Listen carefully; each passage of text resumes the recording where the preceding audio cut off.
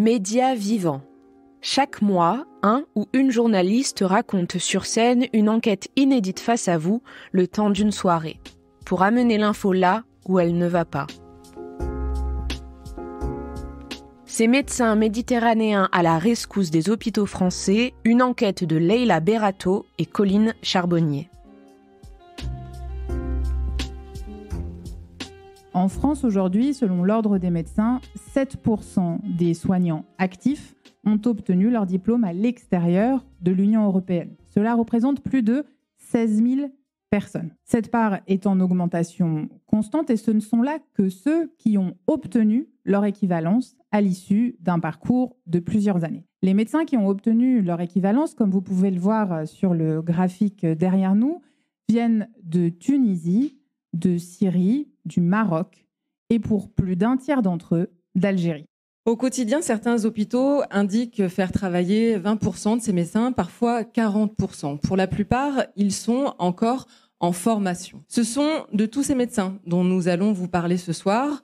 Nous allons leur donner la parole. Parfois, nous allons raconter leur histoire et leur parcours, car certains n'ont pas souhaité être sur scène avec nous. Et puis, on va démêler les décrets et les arrêtés qui encadrent leurs conditions de travail, parce que finalement, la situation de ces médecins, elle vient illustrer les difficultés de l'hôpital français, et c'est une question éminemment politique. Comme Maïssa, la plupart ont souhaité garder l'anonymat, parce que leur parcours en France n'est pas aisé, mais aussi parce que quitter son pays peut parfois être pris comme un abandon de poste. Je vais vous parler de Younes. Younes, ce n'est pas son vrai prénom. Younes a obtenu un diplôme de cardiologue en Algérie. À la fin de leurs études, les médecins spécialistes algériens doivent travailler pendant 1 à 4 ans dans les hôpitaux d'une zone sous-dotée en médecins. C'est ce qu'on appelle là-bas le service civil. Alors Younes, à la fin de ses études, part dans le centre de l'Algérie et là, pendant 2 ans, il partage son temps de travail entre 2 hôpitaux distants d'une quinzaine de kilomètres l'un de l'autre. L'un dans une ville de 150 000 habitants, l'autre dans une plus petite commune de 30 000 habitants où il n'y a pas de service de cardiologie. Pendant cette période, Younes dit qu'il sent qu'il régresse. Au quotidien, il n'a pas accès à un plateau technique de haute qualité et puis il dit qu'il a l'impression de soigner avec les moyens du bord. Alors Younes décide de partir en France et là, tout va très vite. Il envoie quelques mails et il reçoit une réponse positive du chef d'un service de cardiologie d'un hôpital de l'Est de la France. Il atterrit dans une ville de 15 000 habitants et dans l'hôpital, ils sont 2 cardiologues. Paola, elle est syrienne. Elle a terminé ses études en 2021 à Alep, en Syrie. Et du fait de la guerre qui se prolonge dans son pays, elle a décidé d'aller exercer à l'étranger.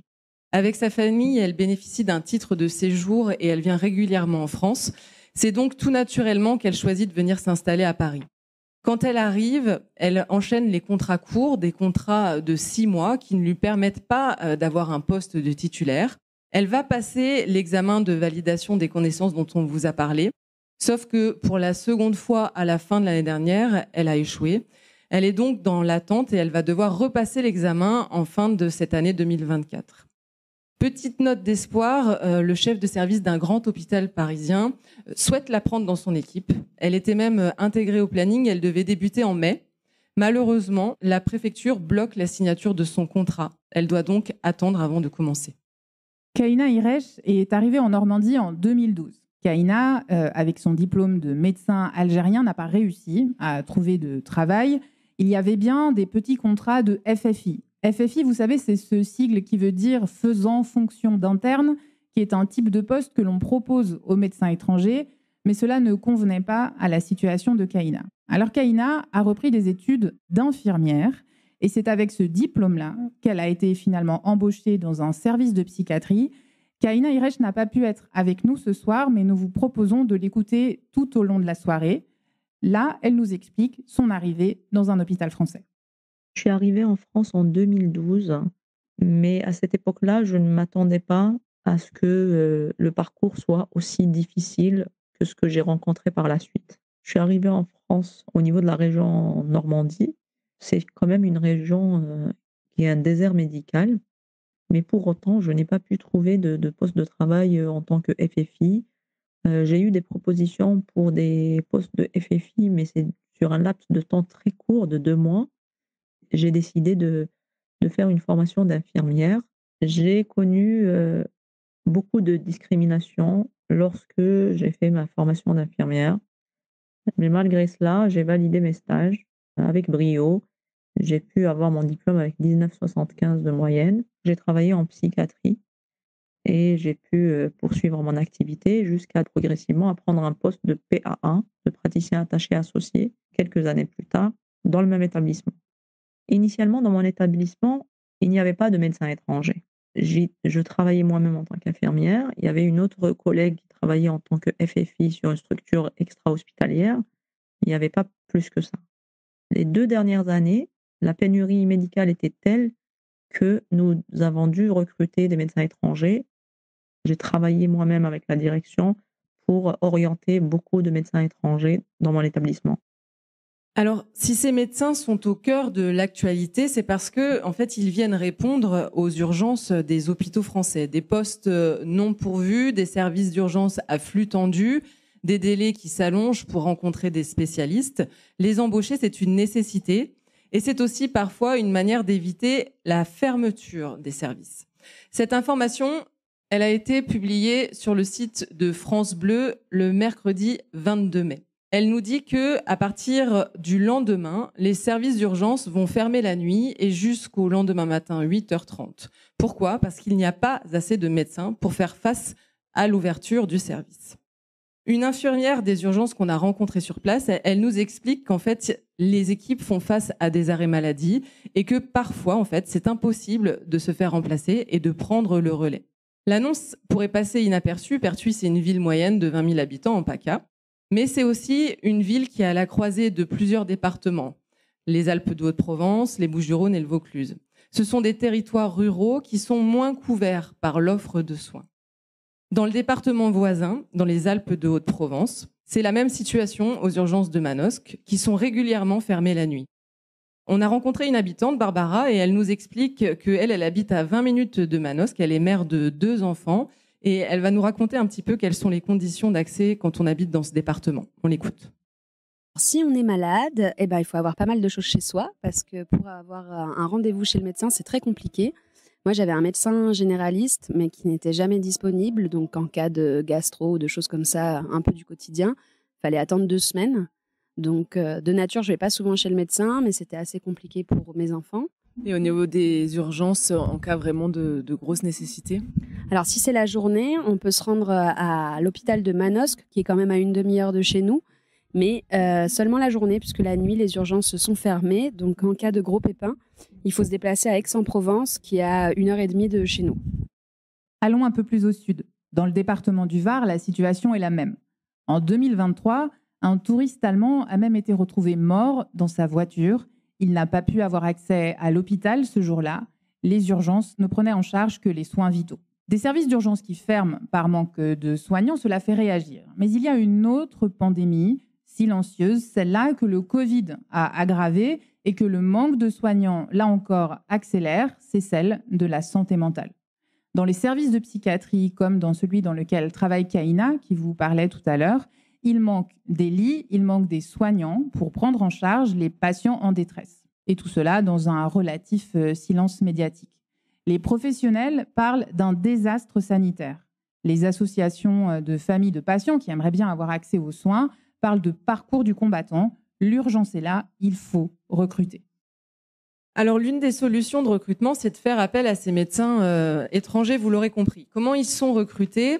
D'abord, principalement directement par les hôpitaux qui vont publier des offres d'emploi sur leur site internet ou sur les réseaux sociaux. Et puis, ce dont on s'est rendu compte, c'est que les services RH vont constituer des dossiers où ils vont puiser en cas de besoin avec les pays d'origine et puis les spécialités de ces médecins. Une autre solution, c'est pour les candidats d'envoyer des candidatures spontanées. Et les services dans la région nous ont raconté qu'ils recevaient des mails plusieurs fois par jour à ce sujet. Maïssa, par exemple, la médecin urgentiste tunisienne dont on vous parlait au début, elle a envoyé 4 candidatures alors qu'elle était encore à Tunis. Et puis finalement, elle a eu 4 propositions d'entretien qu'elle a passées en visio ou par téléphone. Et à la fin, elle a eu 4 propositions de poste. Elle a donc pu choisir la ville où elle souhaitait s'installer. Une autre manière de recruter, c'est donc aussi les EVC, l'examen de validation des connaissances. Ils ont lieu chaque année dans le sud de Paris, dans une salle d'exposition. C'est une sorte de grand hangar. Et là, en fait, pendant 2 heures, les médecins vont s'installer, pendant 4 heures même. Ils vont passer 2 épreuves, l'une de connaissances et l'autre de théorie. À la fin de cet examen, c'est une commission qui va décider s'ils ont réussi, s'ils ont atteint le niveau requis à cet examen. Et suite à cette commission, ils vont être affectés dans des hôpitaux selon les besoins. Mais pendant 2 ans, ils restent en formation. Ce qui veut dire en fait qu'ils ont un tuteur, un médecin senior qui les encadre, et ils ne sont pas censés être autonomes. Or, on l'a vu, Maïssa, elle a les mêmes missions qu'un médecin tutélaire. Côté rémunération, c'est de ce fait aussi moins qu'un médecin français, entre 2 800 et 3 200 euros bruts une fois qu'on a validé cet examen. Ça, c'est pour la théorie. Mais dans la réalité d'un service, les choses sont différentes. Quand Maïssa, la médecin urgentiste, nous raconte le quotidien dans son service, on sent toute l'ironie de la situation dans sa voix. En théorie, elle est en stage de perfectionnement. En réalité, elle encadre les internes. Alors, dans le service de Maïssa, il manque l'équivalent de 8 soignants à temps plein. Donc, même si ses chefs font du mieux qu'ils peuvent, Maïssa, elle soigne comme les autres, à flux tendu. Le premier contrat de Younes, le cardiologue algérien, c'est comme Maïssa, un contrat de stagiaire associé. 1 800 euros bruts par mois. Quand Younes est de garde, il est théoriquement sous la responsabilité d'un médecin titulaire, mais ce médecin titulaire est chez lui. Younes l'appelle s'il a besoin. En 4 ans, Younes n'a appelé que 3 fois. Quand Younes est de garde, il est responsable du service de cardiologie. Ce que ça veut dire, c'est qu'il est responsable d'environ 8 lits aux soins intensifs, 20 à 24 lits en hospitalisation, plus toutes les arrivées aux urgences. Si vous faites un infarctus du myocarde un soir où Younes est de garde, c'est lui qui vous sauve la vie. Dans cette ville de 15 000 habitants, le service de cardiologie où travaille Younes aurait dû fermer par manque de soignants. Ce que Younes et ses collègues ont fait pour assurer toute la continuité des soins, c'est d'augmenter leur temps de travail. Ce que ça veut dire pour Younes, c'est qu'il faisait 8 à 9 gardes par mois.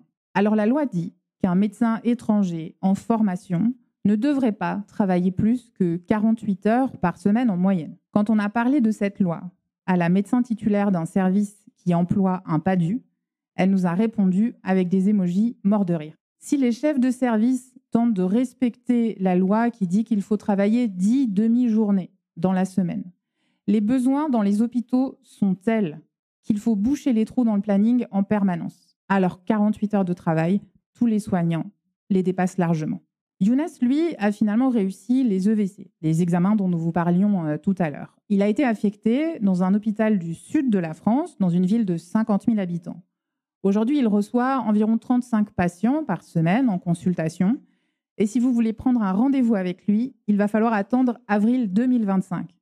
Malgré la présence de Younes, il n'y a toujours pas assez de médecins cardiologues pour prendre en charge les patients dans la région. Et c'est la même chose en psychiatrie, mais ça, c'est Kaina qui va nous le raconter.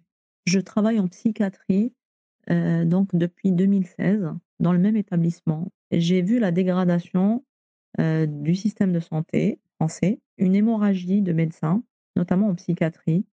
Donc j'ai vu partir progressivement des médecins. Il y a aussi la population soignante, les infirmiers, les aides-soignants, qui partaient aussi progressivement au fil des années. Moi, je travaille sur le plus grand pôle qui prend en charge 45% des patients hospitalisés dans le département. Et pour autant, nous n'avons pas de médecins. Et récemment, nous n'avons même pas d'internes. Dans mon établissement, chaque année, il y a une fermeture d'au moins un service. Et cela est dû au manque de médecins, au manque de praticiens hospitaliers. Ce qui est la particularité de la psychiatrie, c'est la nécessité d'être signataire, de pouvoir établir des certificats médicaux dans le cadre de mesures d'hospitalisation sous contrainte. C'est une spécialité qui devient difficile à pratiquer, notamment dans la fonction publique, en raison de cette lourdeur administrative. on reçoit les patients en grande détresse et souvent dans la grande précarité, avec des contextes de vie très complexes qu'il faut accompagner.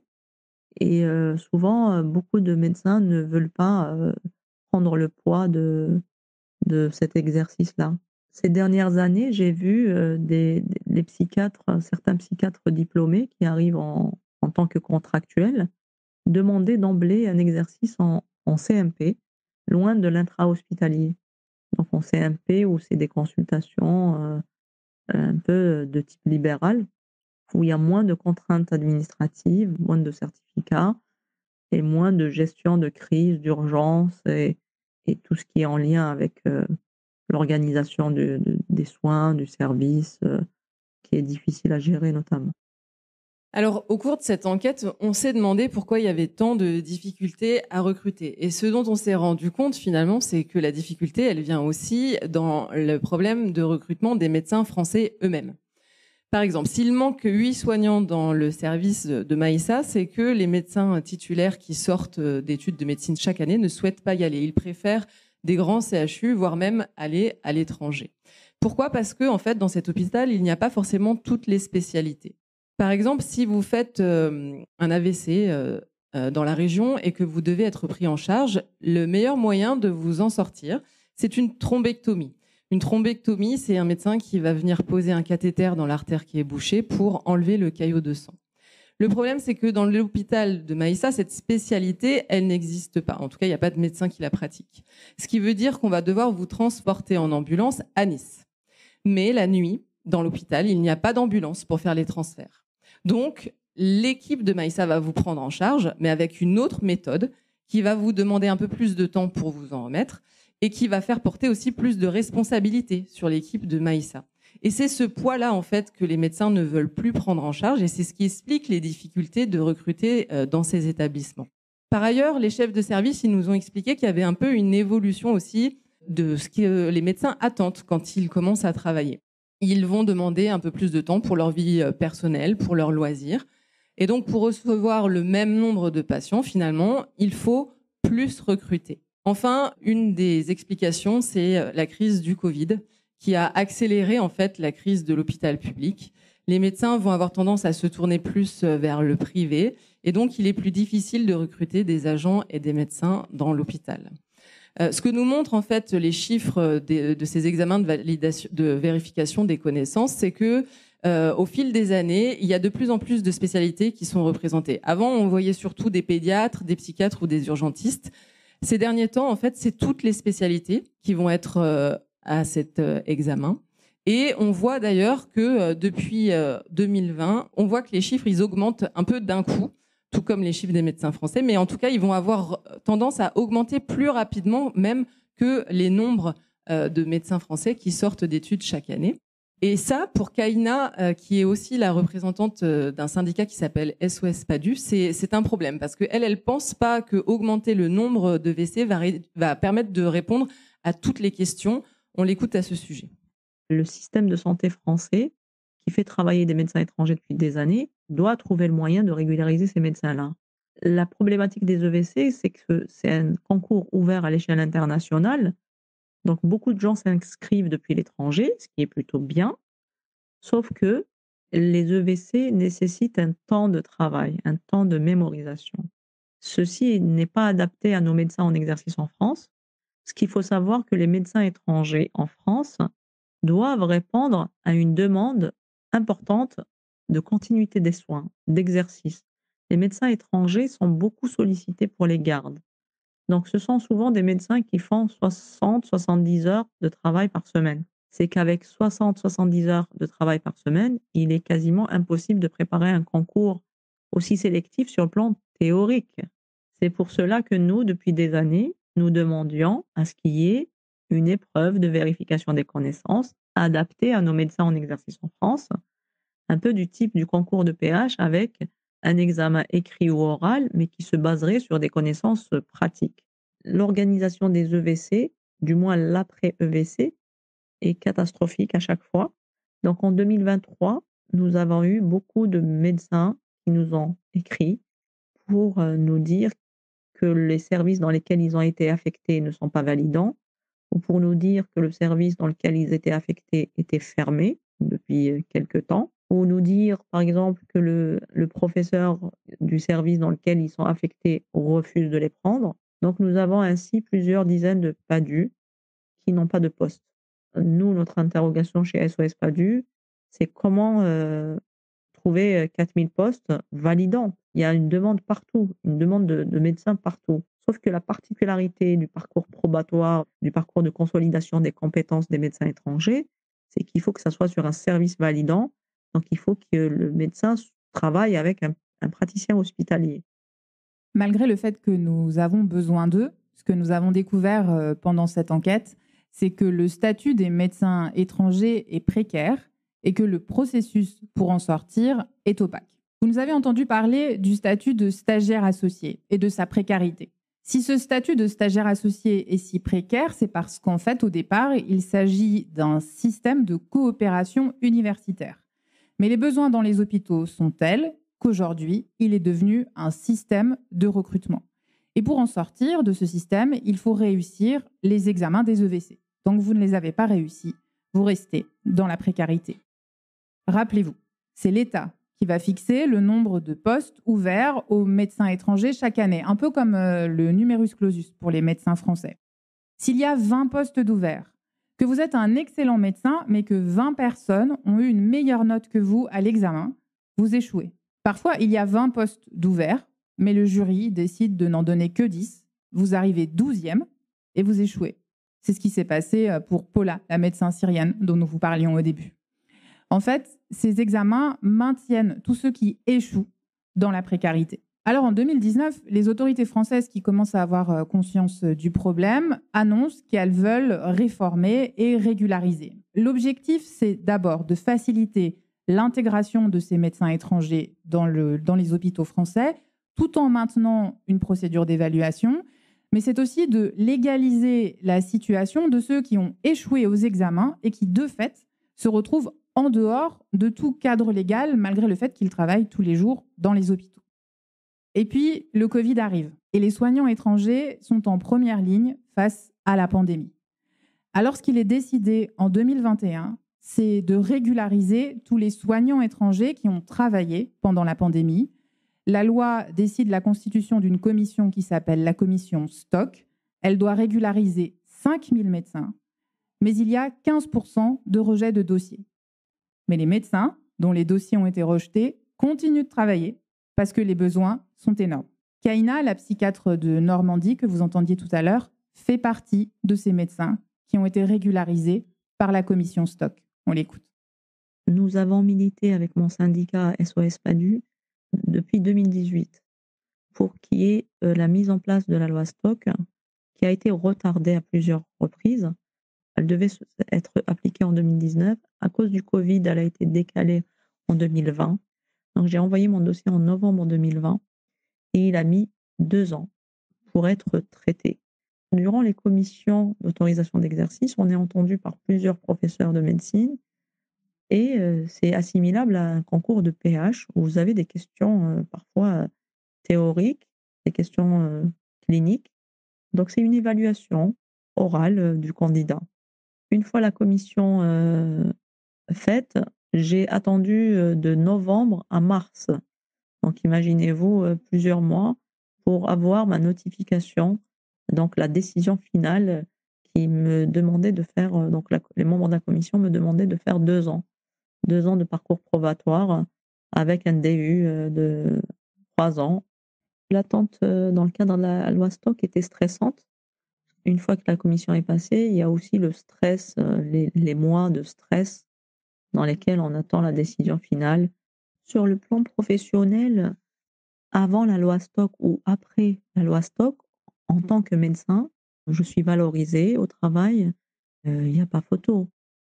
Alors, le 1er janvier 2023, ces statuts précaires, ils disparaissent sans autre alternative. Ce dont on se rend compte, en fait, c'est que la communication avec le ministère de la Santé est compliquée et que les modifications réglementaires, elles sont trop rapides. Ce qui va donner des situations où la préfecture va demander des documents aux médecins alors que l'Ordre des médecins dit à ces médecins qu'ils n'en ont pas besoin. Et donc, à la fin de l'année 2023, c'est la crise totale. Certains médecins sont perdus, ils vont même lancer des SOS sur les réseaux sociaux en demandant comment s'en sortir. Et la conséquence, en fait, de tout ça, c'est que, faute de pouvoir justifier de leur activité, il y a des médecins qui vont recevoir des obligations de quitter le territoire français. C'est ce qui s'est passé il n'y a même pas 2 semaines pour un psychiatre qui était installé à Millau dans le Gard. Il a reçu son OQTF et finalement, il a été expulsé. Du coup, pour Kahina, en fait, la situation des médecins étrangers en ce moment, elle est complètement catastrophique. Elle nous explique. La situation administrative des médecins étrangers en France n'a jamais été aussi chaotique que depuis 2-3 ans. Parce que les médecins étrangers en France ont vu passer plusieurs décrets, plusieurs réformes de statut, de rémunération, de grille, qui ont fait que leur précarité s'est vue décuplée. L'extinction du statut de PAA a mis à la porte plusieurs centaines de médecins étrangers en France, souvent des médecins établis en France depuis plusieurs années.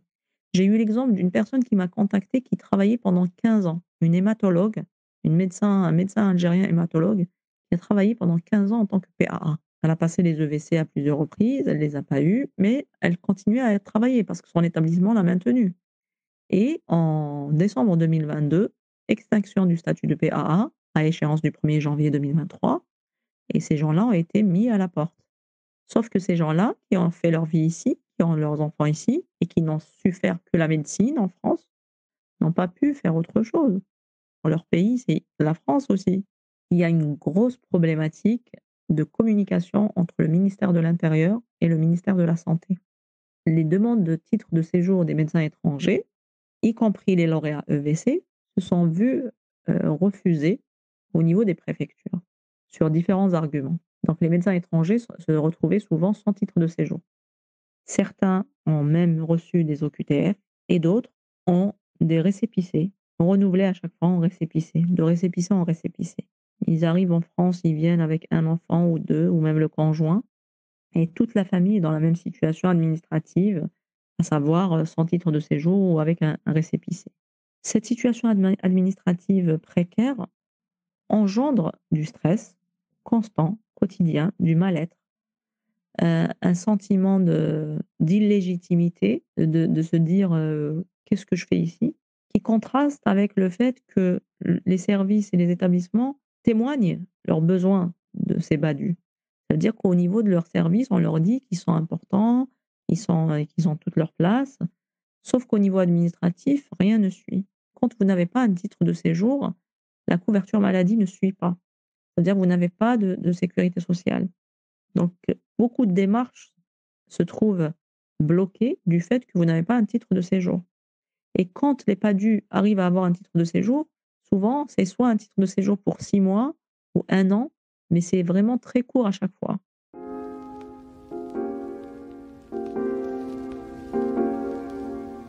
Alors pourtant, en début d'année, le président Emmanuel Macron avait annoncé qu'il s'emparait de la question et qu'il y allait y avoir des régularisations massives. On l'écoute dans cet extrait vidéo. Je demande donc au gouvernement de sortir, si je puis dire, des codes et des cases, d'envisager des solutions plus radicales pour mettre fin à ce qui alimente ce sentiment de déclassement. Solutions radicales pour mettre fin au scandale des déserts médicaux, en simplifiant les règles venues d'en haut, en permettant d'adapter ces règles au terrain, pour permettre des coordinations plus simples, en dégageant du temps aux médecins pour mieux travailler entre médecine de ville et hôpital, avec aussi ce qu'on appelle les professions paramédicales, ce sera au cœur du mandat de la ministre, afin que chaque médecin, mais aussi paramédicaux, puisse voir plus de patients, mais aussi en assumant sur le terrain de régulariser nombre de médecins étrangers qui tiennent parfois à bout de bras nos services de soins et que nous laissons dans une précarité administrative qui est complètement inefficace. Mais du coup, quand on entend cette déclaration, on pense que la crise est passée. Mais dans le décret qui est publié, il n'est pas du tout question de régularisation. Ce que les autorités françaises proposent alors aux médecins étrangers, c'est une autorisation temporaire d'exercice d'une durée d'1 an, à condition qu'ils se présentent de nouveau aux examens de validation des compétences à la fin de cette année. C'est donc un prolongement de la précarité. Avec ces contrats de 6 mois et ces autorisations temporaires, comment obtenir une carte de séjour? Comment renouveler son visa? Comment peut-on convaincre un propriétaire de louer son logement? Comment peut-on ouvrir un compte bancaire ou une ligne téléphonique? Cette différence entre le discours du président Emmanuel Macron et la réalité sur le terrain semble venir d'une inquiétude, celle de la compétence qu'auraient ou n'auraient pas les médecins étrangers.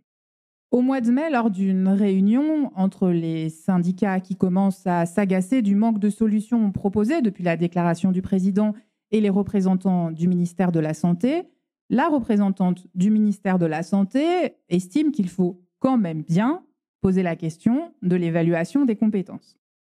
Alors un autre argument, il vient compléter celui des personnes qui sont un peu réticentes à régulariser ces médecins, c'est celui du brain drain, c'est-à-dire que ces médecins, ils sont principalement originaires des pays du Maghreb, de l'Est de la Méditerranée, comme vous l'avez vu, parfois aussi d'Afrique subsaharienne. Et donc, ce sont des pays qu'on dit souvent communément en développement. L'argument est le suivant. En embauchant ces médecins, on prive les pays d'origine des médecins dont ils ont besoin. Pour l'Algérie, qui fournit donc le plus grand quota de médecins non européens aux hôpitaux français, cet argument est contestable. En Algérie, en 1998, il y avait 85 médecins pour 100 000 habitants. Aujourd'hui, il y en a 159. Cela veut dire que le nombre de médecins en Algérie a augmenté plus vite que la population. Et à titre de comparaison, en France, il y a un peu plus de 330 médecins pour 100 000 habitants, c'est donc le double que le taux algérien. En revanche, la problématique en Algérie de l'inégale répartition des médecins spécialistes sur le territoire est réelle. 9 régions sur 48 concentrent la moitié des médecins spécialistes.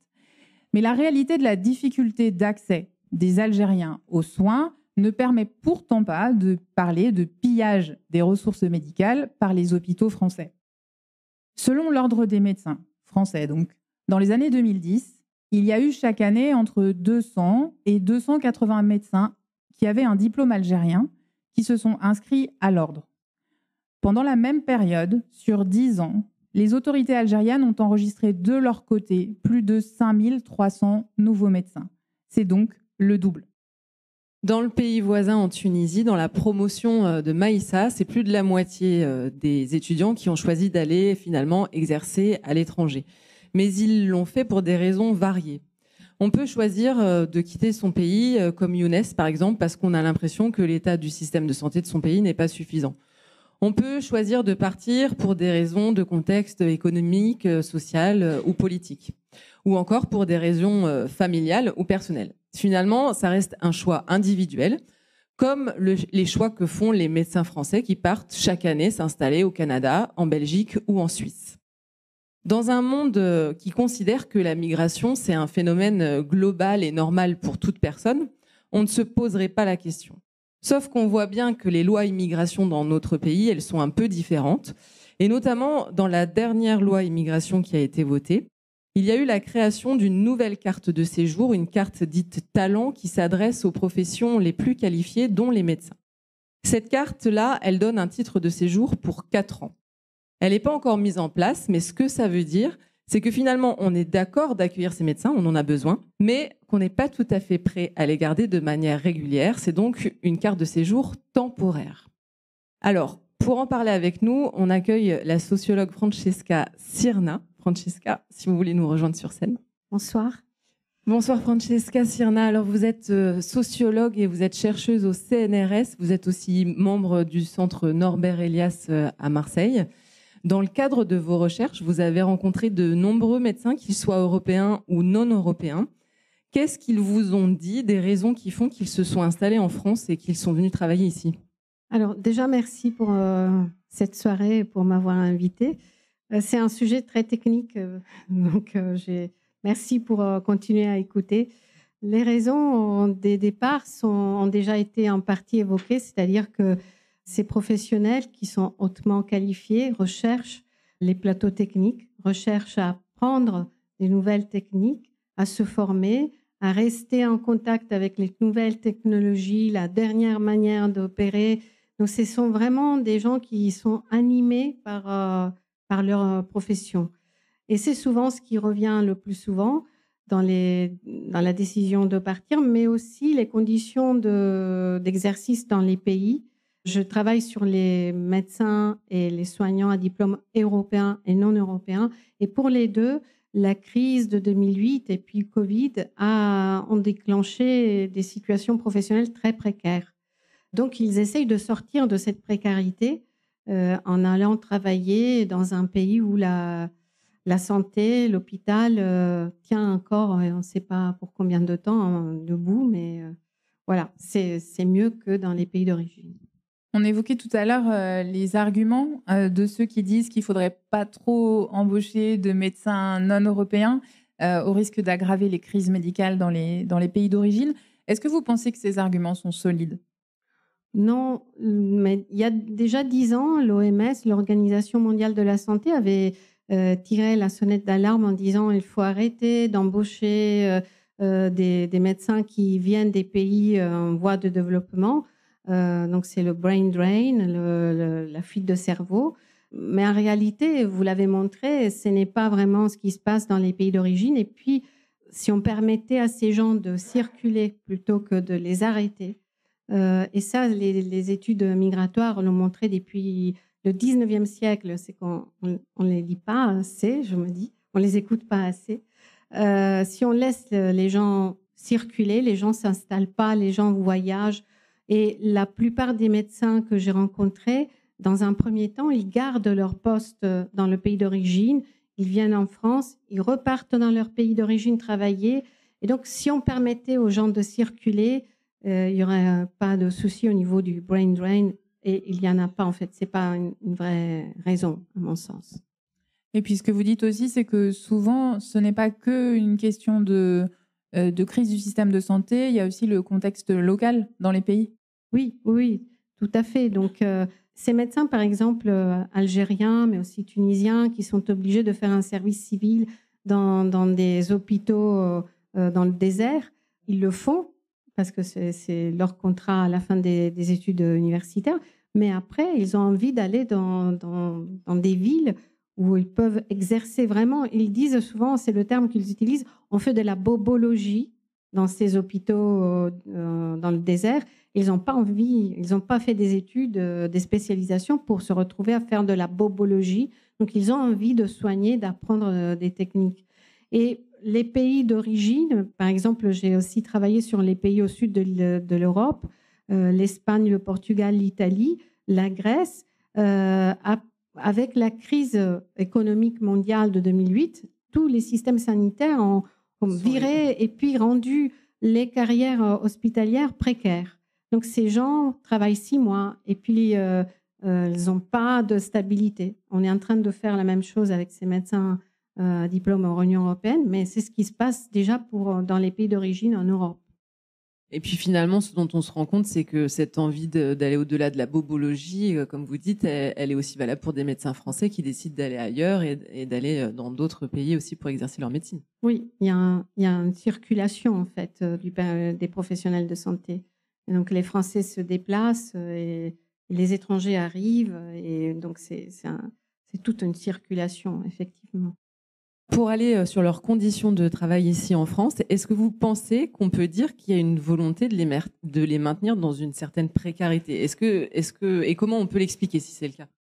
C'est mon interprétation. Je travaille depuis 15 ans sur ce sujet, mais je pense qu'il y a vraiment une volonté d'avoir accès à cette main-d'œuvre hautement qualifiée et bon marché, parce que vous l'avez montré, les salaires ne sont pas les mêmes.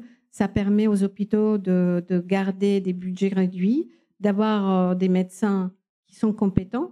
Je ne pense pas que ça soit une façon d'aborder la chose de néolibéralisme. On est dans le colonialisme pour moi, hein. C'est-à-dire une mentalité où on va prendre des ressources dans des pays qui étaient des anciennes colonies et on continue la même logique. Donc, c'est une volonté pour maintenir les coûts réduits à l'hôpital. Et est-ce que vous pensez qu'à long terme, ça va continuer à réduire les coûts ? À long terme, je pense que l'hôpital, après la crise du Covid, est en train vraiment la crise à l'hôpital est en cours, que ce soit pour les soignants à diplôme français, européen ou extra-européen. Si on n'arrive pas à stabiliser ces professionnels et qu'on les renvoie chez eux, il n'y aura pas, pour moi, d'issue possible dans les hôpitaux. Mais c'est, je pense, aussi une volonté politique parce que les hôpitaux privés ont montré pendant la pandémie qu'ils étaient beaucoup plus réactifs. Ils ont recommencé à opérer beaucoup plus rapidement par rapport aux hôpitaux publics. Et donc, l'idée, à mon sens, et c'est une tendance européenne, c'est d'aller vers une privatisation, une libéralisation de la santé, qui est un bien pour la Commission européenne, c'est un bien comme les autres, alors que non. Et donc, on ne parle plus de services publics dans les directives européennes. Donc, ça veut bien dire des choses. À mon avis, le problème à l'hôpital, c'est qu'il n'y a pas une vraie politique qui a envie de mettre de l'argent et de vraiment résoudre les problèmes de l'hôpital. Ce n'est pas de cette manière-là qu'on va y arriver. Par contre, on va arriver à la privatisation, probablement. Francesca Cirna, vous êtes aussi italienne et vous avez travaillé sur le système de santé italien qui, lui aussi, se repose sur des médecins étrangers. Est-ce que l'arrivée de l'extrême droite au pouvoir en Italie a eu un impact sur le système de santé? Oui, alors Giorgia Meloni avait promis de redonner du souffle à l'hôpital. Depuis son arrivée, il y a 25 000 lits qui ont fermé. Il n'y a pas eu de financement à la hauteur de ce qui avait été prévu. Les salaires ne sont pas revalorisés. Il y a une fuite de cerveau aussi en Italie. Donc les médecins, mais aussi les infirmières quittent l'Italie pour aller travailler aussi en France. Dernièrement, on a en fait des missions d'intérim longue distance. Donc, ce sont des médecins cubains qui viennent soigner dans les hôpitaux du sud de l'Italie. La santé en Italie est régionalisée, mais vraiment. On a les ARS aussi ici, mais les politiques de santé sont très régionales. C'est pas une politique nationale, mais chaque région, après, décide du budget des politiques locales de santé. Et donc, le sud, comme pour le reste, est moins favorisé que le nord. Et les déserts médicaux sont présents dans le sud de l'Italie. Donc, on fait venir des médecins cubains, 3 mois. Ce sont des accords entre États. Donc, les médecins sont payés avec leur salaire cubain, qui est versé de l'État italien à l'État cubain. Ils exercent pendant 3 mois et ils repartent. En Sicile, dernièrement, dans un hôpital, il y a un service dans une petite ville au centre de la Sicile, un service d'orthopédie qui a fermé, puisqu'il n'y a pas assez de chirurgiens et on attend les chirurgiens argentins. C'est une question en tout cas qu'on va suivre et qui donne à penser par rapport à tout ce qui se passe en ce moment ici aussi. Peut-être pour terminer et pour poursuivre en fait sur vos travaux de recherche, en ce moment il y a une exposition qui est présente à la Vieille Charité et qui permet d'aller plus loin aussi sur votre travail. Oui, c'est un travail en collaboration avec une photographe, Barbara Gussoni. Donc, c'est une expo, il y a 9 portraits de soignants à diplôme européen et non européen et des capsules sonores. Donc, si vous y allez, il faut amener votre casque, les écouteurs et votre smartphone. Ce sont des capsules axées sur l'expérience de la pandémie, comment ils ont vécu la pandémie. C'est des belles photos. C'est vraiment la collaboration avec Barbara Gussoni était très stimulante de ce point de vue. C'est à la Vieille Charité, au Centre de documentation en sciences sociales, CDSS, qui est au premier étage et qui est ouvert du lundi au vendredi de 10h à 18h.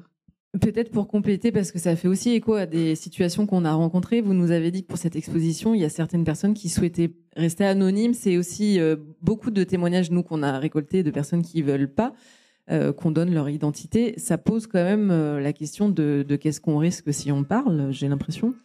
Il y a un effet, on en a parlé tout à l'heure, de miroir, de renvoi d'une image que ces médecins n'ont pas envie de montrer, cette dévalorisation, déclassement. Être médecin, être payé 1 800 €, ce n'est pas valorisant pour personne.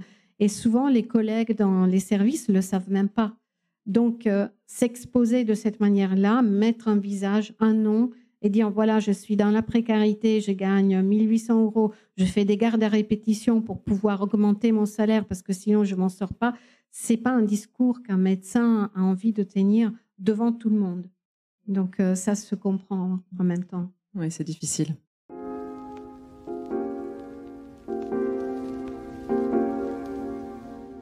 Alors, ce qu'on a découvert en enquêtant sur ce sujet avec Leïla, c'est que finalement, pour garantir un accès total et global à la population française à la santé, les médecins étrangers à diplôme non européen sont une nécessité. Et finalement, les autorités françaises l'ont bien compris. Sinon, elles n'auraient pas ouvert près de 4000 postes cette année aux examens de vérification des connaissances. Ce qui se dessine en France aujourd'hui, dans le secteur public comme dans le secteur privé, c'est un manque de soignants de plus en plus important. 30% des médecins actifs aujourd'hui en France ont plus de 60 ans. 20 000 médecins actifs sont déjà à la retraite et eux, ils ont en moyenne 70 ans. Les soignants étrangers sont l'une des solutions, à condition qu'ils soient bien traités et qu'ils aient envie de rester.